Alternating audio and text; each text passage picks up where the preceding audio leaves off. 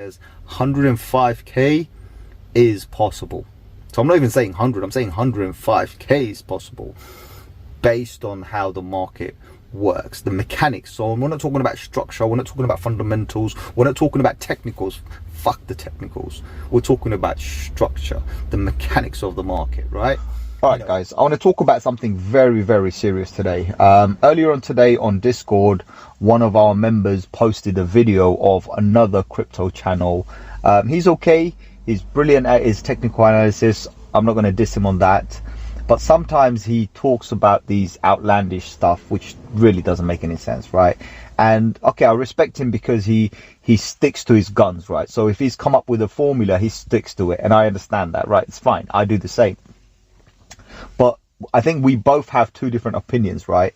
So he's currently posted something as a clickbait anyway. He posted that Bitcoin won't be going to 100k until 2028, right? And I'm thinking, seriously, dude, Bitcoin could do 100k next week, next month, easy, right? There's nothing stopping BTC from doing that. And the proof is in the pudding, right? If we say this, right? So let's talk about this. So BTC went to what, 15,000 whatever K, 15,000k, let's just say that. It still has a potential to go back down to 15k. That's a fact, right? We know that Bitcoin could easily dump another 50% from here, right? Because that's how the volatility works. Sorry, it's a bit dark here. I'm inside my car, parked. It's nighttime right now. It's about 11 p.m. But I just want to make this video and just want to release it there. So maybe some of you guys will see it tomorrow or whatever. Up to you. But let's just talk about this, right? So Bitcoin can easily go to 15k again, right? Even low, right? So the 13.8k, 14k we've talked about, it can still go down there. There's nothing stopping it from going down there. At the same time, Bitcoin could easily go back to the 69k, right? 65k, 69k, whatever you want to say, it could easily go back there. But this is where things change for me. Once it goes to 65k, right, or 69k, yes, there's a massive resistance sitting at there. Resistance is the previous all-time high. Once we break that, there's nothing stopping that. Once we break that, right, we're talking about from the 69k level, we're talking about the Fibonacci. If I use the Fibonacci level, there's nothing stopping us from going to the 85k or, you know, even higher, maybe the 90k. We're close to 100k. There is nothing stopping us from going into a parabola, nothing stopping us from doing another 50% to 100% on top, right? And 50% of 70k, that's 105k. And we could do that within the next few months. Now, I'm going to come back to reality a little bit. Do I think we're going to be doing this year? No. But do I think we're not going to do this before 2028? 100%. I think we can easily do it before 2028 because he's basing it on a 4-year cycle. He's thinking, okay, new cycle is going to start around 2024, then the next one's going to start around 2028. And he's talking about the halvings because we do have a halving in 2024. That's all I'm seeing. I don't see anything else. There is nothing else that makes any sense. Market bottomed or market started to become bearish in 2021. So our calculations start from there. Market bottom came in around 2022, beginning of 2023. So we already have our bottom, right? So if we're calculating a 4-year cycle, then now you're talking about what, 2027, right? So you can't do that, right? You know, you can't just go around adding numbers and connecting dots. You can't do that, not all the time, right? It doesn't work every single time. So we have to also look at previous highs and previous candles and say, right, if this is the case, then how far can we go? And we have proven every single time that we can do 5, 6, 10, 15, 20% a day. We can do that in a day. We can do that in a week, right? So if we continue to do 20% every week, that alone is 80% more, or better, another way to say it is equivalent to like 100% because it's compounding, right? It's not the same number. When you're compounding, when 10k becomes 12k, then when you compound on that, it's a higher number. So based on the compounding effect, when we get to the 70k again, whether it happens this year, whether it happens next year, and I'll clear a little few things here about my opinions, what I think, but whatever number we get to, if we get to the 70k again, we're going to be compounding the percentage, right? And if we start to create a new local high, there's nothing stopping us from going to 100, 105K at least, right? We might see a dump. Now, right now, with the pumps that are happening, I wanted a confirmation, and I think I'm pretty solid. We are going to get a confirmation. This run is going to continue. Up to how far, that's a different story, right? So for me, after we beat the 31K level, 31 something, 31.2, 31.3 level, after we keep a candle above that, so we need to close a candle above that. If we can close a candle above that, then the next level for us is around the 37K. So if we can close a candle above the 37K next week, then now we're compounding and we're moving up percentage. We can then go to try the 48K. So the jumps are getting higher. So you see where we were at 31, then we need 37. So the percentage is slightly less, and then the percentage is getting bigger, but that's getting bigger because we're compounding the similar amounts, but we're getting a higher output. Does that make sense, right? When you compound, you get a higher output, right? So I hope this kind of makes sense, right? It's just my kind of a theory. And then on top of that, we've got BlackRock, GBTC, we've got, what's the other one called? Oh, for God's sake, it's all going out of my head. What's the other one? Fidelity and this and that. We've got the French bank, we've got whatever. Put it this way, there's hundreds of these companies now you're going to see. I've mentioned this on another video, my theory about this this working theory that I have regarding a conspiracy. Because when BlackRock entered the market, I'm like, oh my God, they have hundreds, if not thousands of subsidiary companies. And in fact, they are probably invested in thousands of these companies that are actually going to do it. And if they get it, everybody else is getting it. So what's happening right now is you can see globally, a lot of banks, institutions or whatever are constantly approving centralized regulated exchanges or banks or whatever, let's just say financial institutes, the licenses, right? Where crypto never got it. Crypto never got it, right? Now all of a sudden these companies are popping up from nowhere, they get it, right? And then if you go and look in the background, you'll see that BlackRock has a significant stake in these companies. So it all starts to make sense. It's like, right now we can connect all the dots, we can connect the puzzle pieces, and so far now we can see a clearer picture. That's what I'm saying. So with them coming in, with what's it called, BlackRock coming in, to me it makes more sense that we will probably see 100K, right, sooner than 2028. Sole reason is because this giant of a company wants to take control of as many loose or free Bitcoin, like Bitcoin floating around the exchange. They want to take care of that. People who hold BTC in their own wallets, in their cold wallets and whatnot, right, were locked up, right, locked up, sealed tight, keys chucked away somewhere.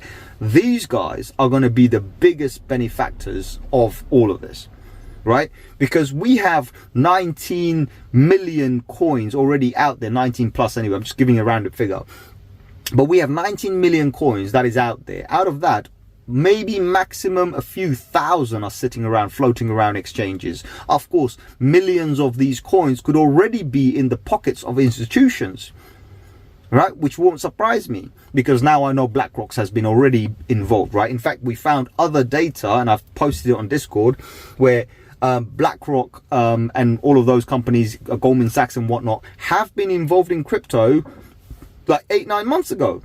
So they were already working on it. They were already working on the products. They just announced it. So they've been preparing for a very long time, right? And if this is public 8 months ago, that means they've been planning it even longer than that. So you just got to wonder, how long ago did they actually start buying some of these products and start working on it? And of course, how long ago have they been stacking as many BTC and crypto as they could? So these market crashes and this and that, I think they're all involved. And buying up as well, they're involved. They have infinite supply of cash. Of course, they can buy whatever they want. So people who give up will lose. That's what I believe, right? At least.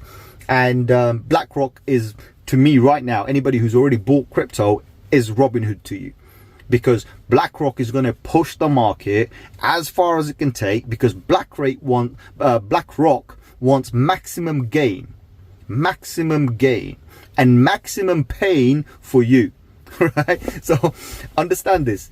BlackRock has entered the market to make maximum profit from you.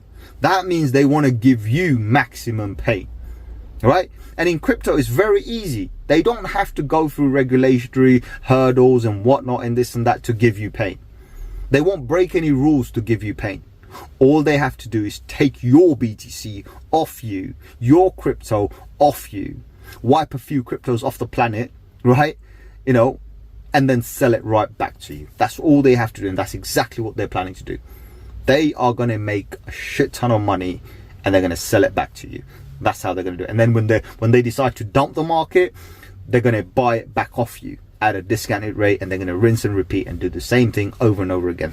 That's how this market is going to work, right? So because of that, I believe they are in it to make maximum amount of money. They're not in it to make this 5-10%. They know that if they can push the market, especially on chain, which is exactly what they're doing, they can then push this price higher than anything anyone have ever imagined, right? And then give you maximum pain if you end up selling, basically. So that's the whole idea. You know, whether you buy or sell, whatever you do, you are going to feel the pain, right? A lot of people are going to feel the pain, but not even buying it because they can't afford it anymore, right? They can't afford it anymore. And I wouldn't be surprised if someone out there selling Satoshis later on, or someone out there buying Satoshis. I wouldn't be surprised. Every Satoshi is worth something big. So every BTC, every Satoshi you can collect and hodl, right, you're the winner. If you don't, then you lost it, full stop. Now the other thing I want to mention as well is USDT, or dollar pegs. I've got a weird feeling that BTC is going to moon the moment we lose the dollar peg. And the dollar peg, I'm talking about the peg coin, right? So I've got this weird feeling that there's this conspiracy, probably, whatever, going on to get rid of the USDT altogether, completely get rid of it. What it's going to be replaced by, I don't know. But what I do know is we're not going to have a use for it. And when that happens, I've got a feeling BTC is going to shoot for the moon. So that would definitely give us more than 100K sooner. And also this does relate back to the giant BlackRock, right? So the elephant in the room is BlackRock. So all things lead back to BlackRock and paradexes, by the way, but I'm not talking about paradexes here. But the point is so, you know, my whole thesis here is very simple. BlackRock has entered the market. BlackRock has enough diversified companies or subsidiary companies out there, and enough shares in multiple companies, financial institutions, or significant number of shares, that they could start changing the market structure. And if they do change the market structure, they're not changing it for you, they're changing it for themselves. And if they're changing it for themselves, they want maximum gain, right? So that's what it is. It's all about, you know, dog eat dog, right? They need to take your food, full stop, right? So they're going to do whatever possible in whatever way, and that's what they're going to do. So yeah. Whew. You wanted institutions? Well, you got the biggest one right now.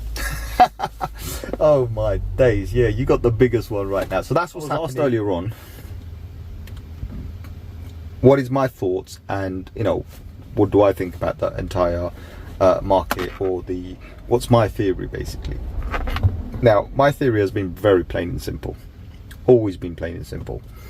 I have a video, you can go and check it, it's on YouTube. I don't take down videos, it's there, where I've mentioned, I said, guys, if we go below the 20K, 19,800 and something it was, right, or 19,900 something, if we go below this particular line, and I give a chart and the whole thing was there, I said, well, you buy. And when you go below this, you buy. You don't care, you buy. It doesn't matter how low you go, you buy. You buy. That's all you do. And then you hodl. Once you hodl, then let the market do its thing and move up with it. You make money. So we mentioned this. We mentioned when we were at the top, we said around the $58,000 level, we said get the hell out, exit. That's the time to exit.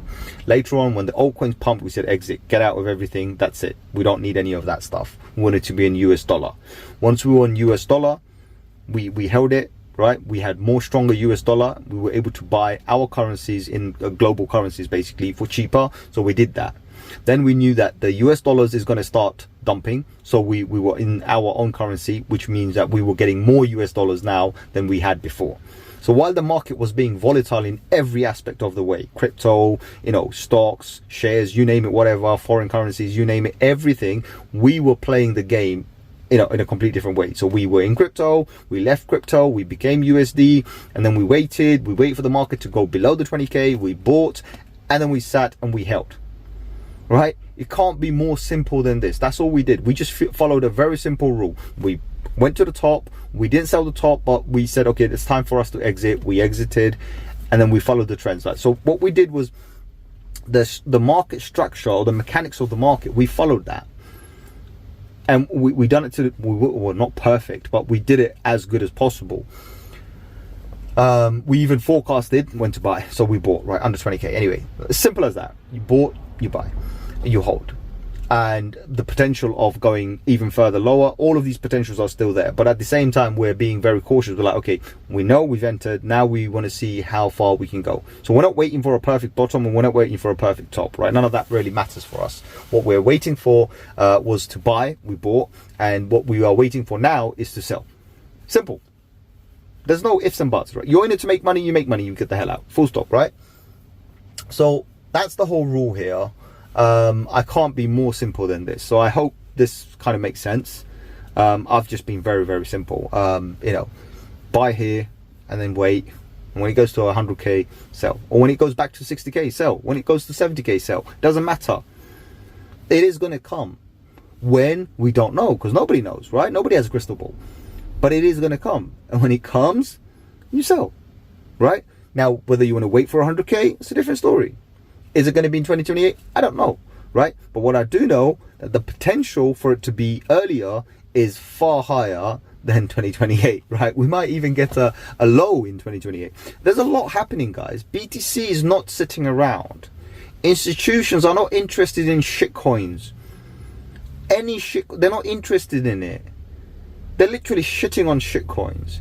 They want your BTC. Yeah, that's my thought, basically. So I think BTC has a massive potential to hit the 100K sooner than people think.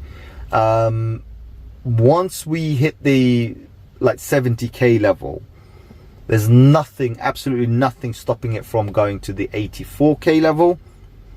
And then if we hit the 84K level, remember that's like 70K to 84, that's a 15K increase.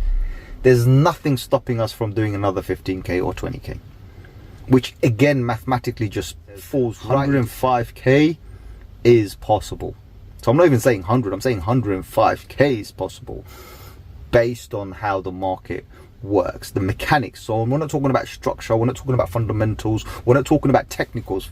Fuck the technicals. We're talking about structure, the mechanics of the market, right? You know, when you start seeing the percentage and when you start factoring in compounding effect, changes the game, trust me. So that's what I believe. I don't want to make this video any longer. I hope this was informative. We are going to go to 105K, and this could easily happen next week, in the next 3 months, whatever. It doesn't matter, it could happen, but I don't think it's going to happen that soon. I think we have to have one more dip. So we're going to have a slight parabola, big pump. We might get all the way to even go to 48K. If we did get to 47, 48K, great, not a problem. I don't see it, you know, not pumping anymore. It could easily pump to the 70K and then get a rejection. But either way, 48K seems like a strong area where we might see a rejection. Even after that, we've got the 50 something K where we might see a rejection. Again, I'll do a technical analysis on that, but right now I just wanted to talk about this. So other than that, guys, like, share, subscribe. I want to catch you on another one very soon. Adios, my amigos. Stay safe, stay crypto, buy as much as you can. Not a financial advice.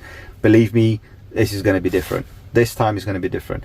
And I know I say that all the time, but anyway, adios, my amigos.